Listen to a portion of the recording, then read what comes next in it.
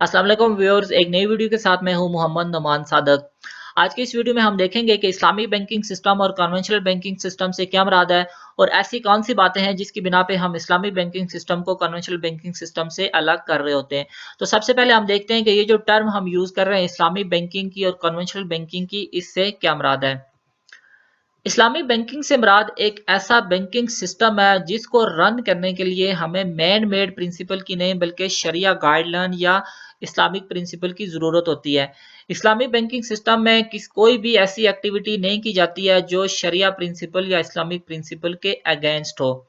इसके बरक्स जो conventional banking system की टर्म यूज की जाती है, इससे मुराद एक ऐसा बैंकिंग सिस्टम है जिसको रन करने के लिए किसी भी रिलीजियस गाइडलाइन की जरूरत नहीं होती है, बल्कि इसको रन करने के लिए मैन मेड प्रिंसिपल और जितने भी रोजमर्रा के मुआशी कवानीन है उसको ही इस्तेमाल किया जाता है। और ये कवानीन वक्त के साथ साथ चेंज होते जाते हैं और उसके साथ साथ बैंकिंग सिस्टम को भी चेंज किया जाता है।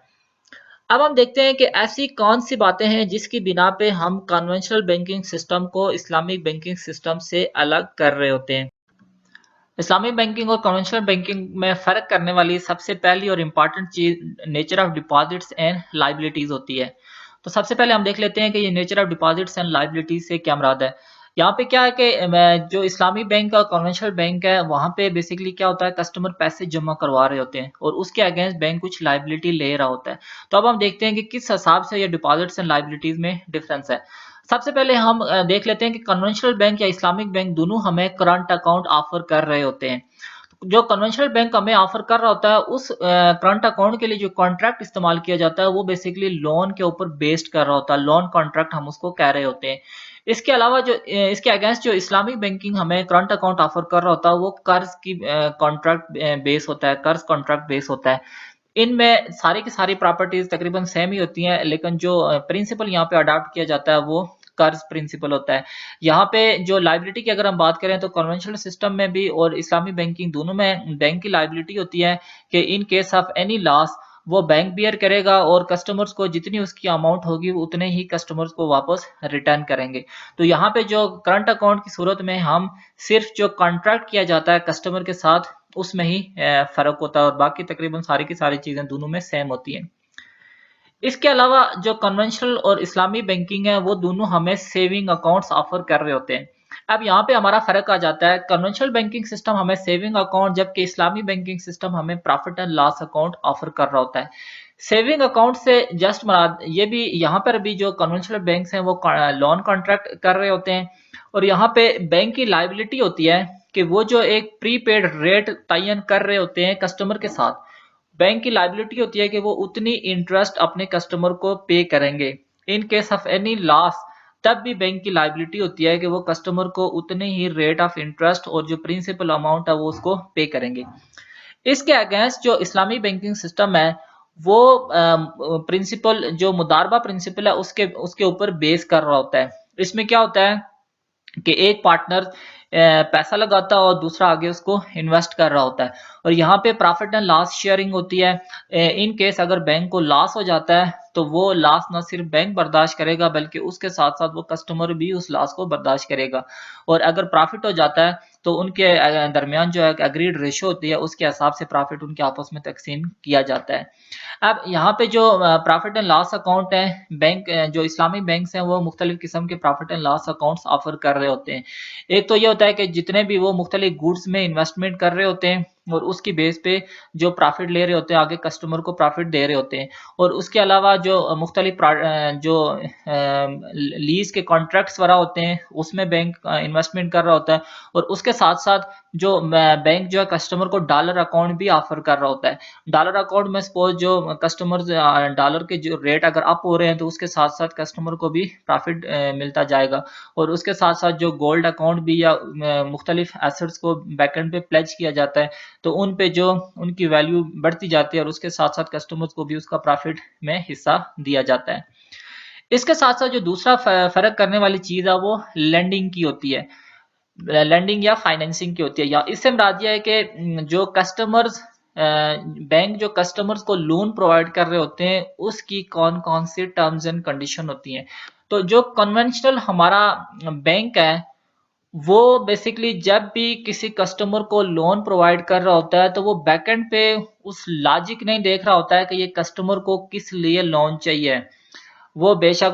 कार परचेज कर रहा है, घर बना रहा है, शादी के लिए, जो भी जिस काम के लिए भी जो कस्टमर हमारा लोन ले रहा है, बैंक इससे इररिलेवेंट होके कस्टमर को लोन प्रोवाइड कर रहा होता है और उसके ऊपर एक पर्टिकुलर अमाउंट में इंटरेस्ट चार्ज कर रहा होता है। इसके बरक्स जो हमारा कन्वेंशन इस्लामिक बैंकिंग सिस्टम है, इस्लामिक बैंकिंग सिस्टम डायरेक्टली कभी भी हमें लोन प्रोवाइड नहीं कर रहा होता है, बल्कि वो क्या करता है, बैकएंड पे किसी ना किसी एसेट को प्लेज करता है और उसकी बेस पे ही हमें लोन प्रोवाइड कर रहा होता है। हम देख लेते हैं कि सपोज अगर हम इस्लामी बैंकिंग सिस्टम में जा रहे हैं, इस्लामी बैंक में जा रहे हैं, वहां पे हम जाके डिमांड कर रहे हैं कि हमने घर बनाने के लिए लोन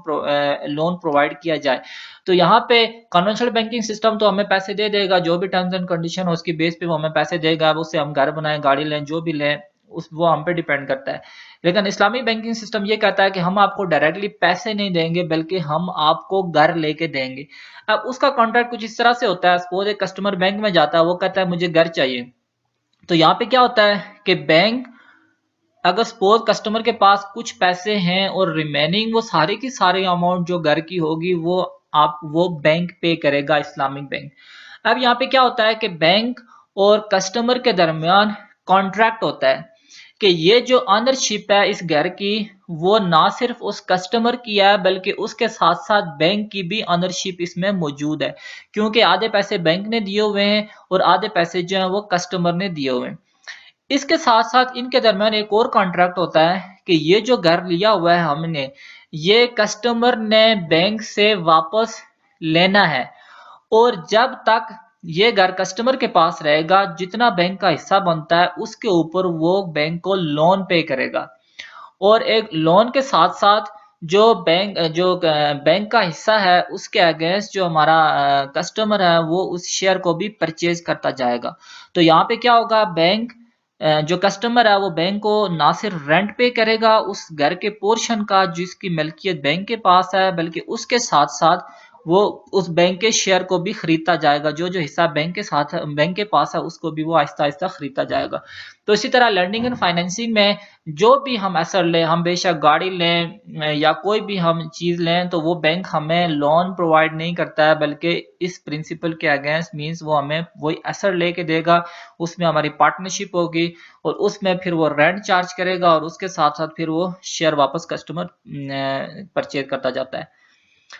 इसके अलावा जो इस्लामिक और कन्वेंशनल बैंकिंग सिस्टम में है वो इंश्योरेंस और तकाफुल का भी डिफरेंस है। कन्वेंशनल बैंकिंग सिस्टम हमें इंश्योरेंस प्रोवाइड कर रहा होता है और इसके अगेंस्ट जो हमारा तकाफुल है, इस्लामिक बैंकिंग सिस्टम वो तकाफुल पेश कर रहा होता है। अब ये तकाफुल जो है वो शरिया प्रिंसिपल के ऊपर बेस कर रहा होता है। इंश्योरेंस और तकाफुल के बाद जो इस्लामिक बैंकिंग सिस्टम है वो किसी भी किस्म के डेट इंस्ट्रूमेंट को डील नहीं कर रहा होता है जो सूद के ऊपर बेस कर रहे हो। इसके अगेंस्ट जो कन्वेंशनल बैंकिंग सिस्टम है वो सारे के सारे डेट इंस्ट्रूमेंट को भी डील कर रहा होता है। फॉर एग्जांपल हमारे प्राइस बॉन्ड है, तो कन्वेंशनल बैंकिंग सिस्टम में इसकी ट्रेडिंग की जाती है, इसको सेल एंड परचेज किया जाता है, लेकिन इस्लामी बैंकिंग सिस्टम में इसकी सेल एंड परचेज नहीं की जाती है। इसके अलावा कन्वेंशनल बैंकिंग सिस्टम और इस्लामी बैंकिंग सिस्टम दोनों हमें म्यूचुअल फंड्स ऑफर कर रहे होते हैं, लेकिन इस्लामी बैंकिंग सिस्टम में सिर्फ उन्हीं कंपनी के म्यूचुअल फंड ऑफर किए जाते हैं जो शरिया गाइडलाइन या प्रिंसिपल की बेस पे काम कर रही होती हैं।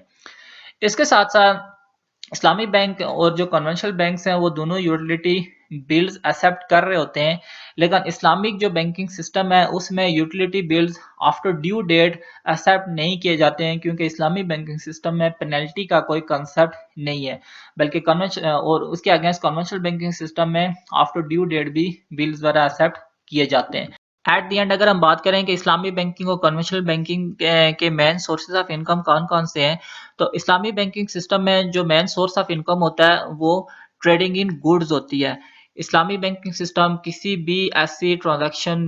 नहीं कर रहा होता है जिसमें बैकएंड पे कोई ना कोई एसेट्स या गुड्स इन्वॉल्व ना हो। तो इस्लामी बैंकिंग सिस्टम का मेन सोर्स ऑफ इनकम ये trading of goods and assets है, और उसके अलावा इस्लामी बैंकिंग सिस्टम मुख्तलिफ सर्विसेज चार्जेस भी ले रहे होते हैं, उसके अगेंस्ट ये बिल्स वगैरह, यूटिलिटी बिल्स वगैरह, फ़ी वगैरह जितनी भी जमा कर रहे होते हैं उसके ऊपर सर्विस चार्जेस वगैरह भी ले रहे होते हैं। और इसके अलावा ये जो मुख्तलिफ प्रोडक्ट्स ऑफर कर रहे होते हैं जैसे एटीएम कार्ड और ऑनलाइन बैंकिंग फैसिलिटीज़ वगैरह, इसके ऊपर भी वो सर्विस चार्जेस ले रहे होते हैं। और इसके अगेंस्ट जो हमारा कन्वेंशनल बैंकिंग सिस्टम है उसका सबसे जो मेन सोर्स ऑफ इनकम होता है वो इंटरेस्ट होता है। इंटरेस्ट जितने भी वो अकाउंट्स ऑफर कर रहा होता है उसके ऊपर वो पर्टिकुलर अमाउंट में कस्टमर से भी इंटरेस्ट चार्ज भी कर रहा होता है और आगे कस्टमर्स को भी वो वही इंटरेस्ट आगे दे रहा होता है। और इसके अलावा जो कन्वेंशनल बैंकिंग सिस्टम है वो भी कमीशन चार्ज कर रहा होता है, सर्विस चार्जेस चार्ज कर रहा होता है और यूटिलिटी बिल्स वगैरह के ऊपर भी वो कमीशन चार्ज कर रहा होता है।